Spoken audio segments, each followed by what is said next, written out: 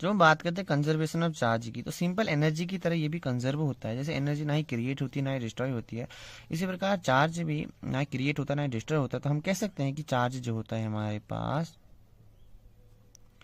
क्या होता है, कंजर्व होता है। चार्ज क्या होता है, कंजर्व होता है।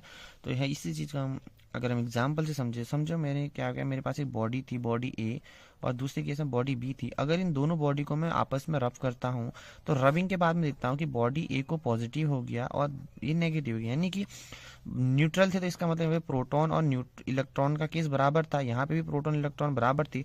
पर रबिंग करने के बाद यहाँ पर से कुछ इलेक्ट्रॉन ए ने बी को शेयर कर दी, तो यहाँ पे इलेक्ट्रॉन का अमाउंट ज़्यादा हो गया और यहाँ पे इलेक्ट्रॉन का अमाउंट कम हो गया। तो इस वजह से पॉजिटिव और नेगेटिव चार्ज का हम कह सकते हैं कि यहाँ पर क्या हुआ, इलेक्ट्रॉन का शेयर हुआ। तो यानी कि हम ओवरऑल कह सकते हैं कि चार्ज ना ही क्रिएट हुआ ना ही डिस्ट्रॉय हुआ, यानी कि चार्ज क्या होता है, डिस्ट्रीब्यूट होता है from one two another. This is the overall meaning of conservation of charge.